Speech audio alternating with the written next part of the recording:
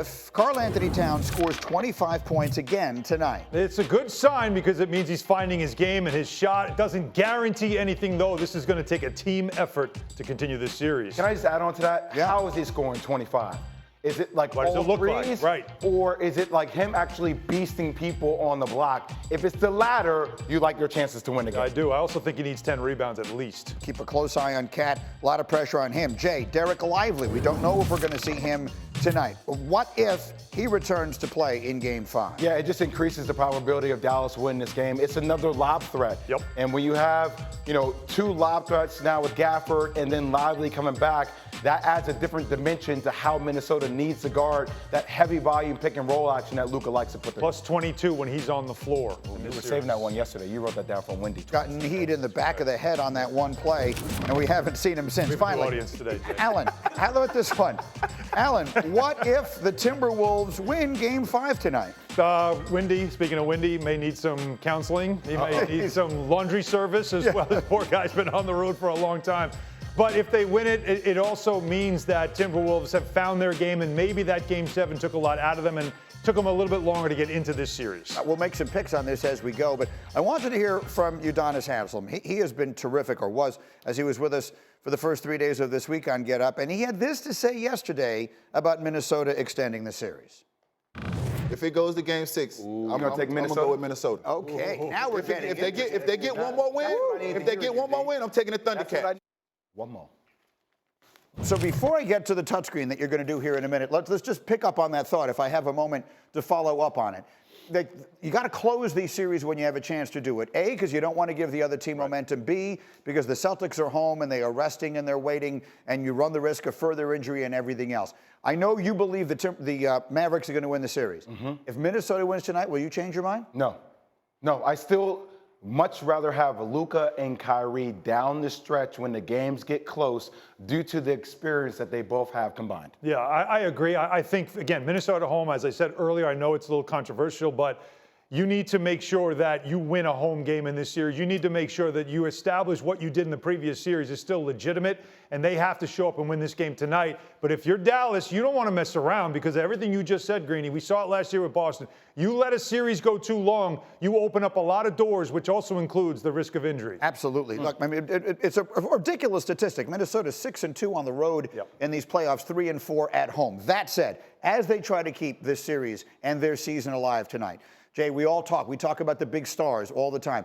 but give me an X factor. Give me someone we should be watching for that people aren't talking enough about. Yeah, it's this guy right up here. I mean, his name is a very special name in Anderson in the way he's able to play, okay? Like Kyle Anderson, AKA Slow-Mo is what they called him. Yeah. Played for Bob Hurley, St. Anthony's back in the day. Mm-hmm. Probably the smartest player on the team that Minnesota has, 10-year NBA veteran.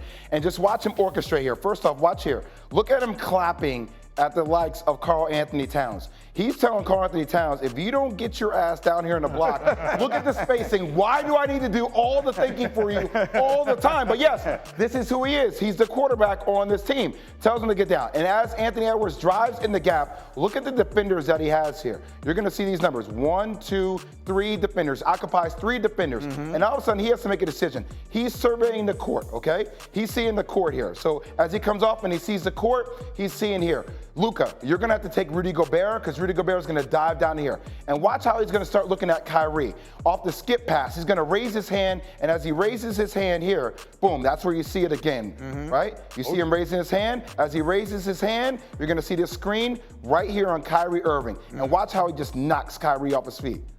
Boom, right? That screen right there in that moment lets you know on the skip pass, he allows Karl Anthony Towns to catch the ball. Once again, knock down the 3. But it's Kyle Anderson, the 10-year NBA veteran that sees the floor.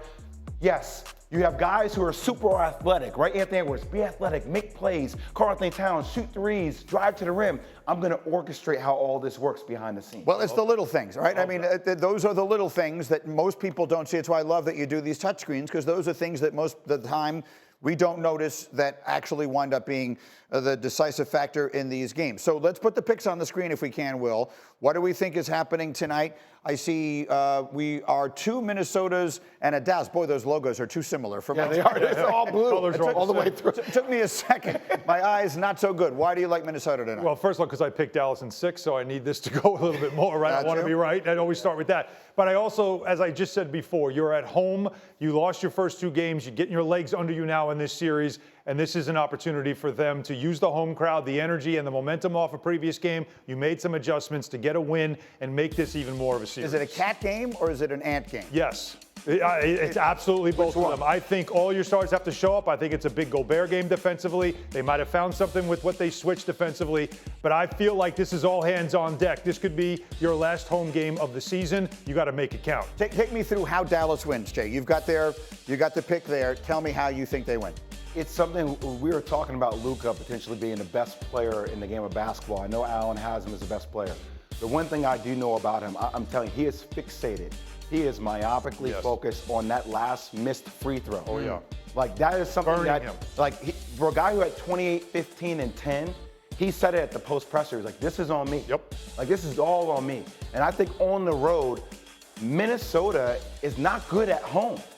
But when you're on the road, it allows you to lose yourself of all these different distractions, family members, tickets, all that stuff. And I think Kyrie Irving even saying, like, this is like their Super Bowl going into Game 4. I think Jason Kidd is going to recalibrate their focus and attention on the road, and that's the place for them to find it. Yeah, that's where Luka is maniacal, and he has been throughout his career, but even more so this season where he has really taken over the organization, taken ownership of the organization. He takes ownership of a loss with a triple-double that he didn't need to. But the defensive switch that they made with Edwards on him, more physical defender, it was something he had to adjust to. Notably, he was 3 for 10 from 2. He's a 55% shooter inside the arc. This is not a guy who's a poor 2-point shooter. He'll make that adjustment, and I think he'll be a lot better in this game. I just don't trust the youth of Minnesota, the likes of Anthony Edwards guarding him. He was in foul trouble in the first half. Yeah. Like, and they didn't take advantage of it in the second half, right? So, like, Anthony Edwards making those plays, being tired, that's where Luka's going to kick it into another gear if he's Try to boast at what I look like. Keep them down, try to wear, I pull up long range. Jimmy with the heat, I'm on fire. It's NBA over here, feeling fun.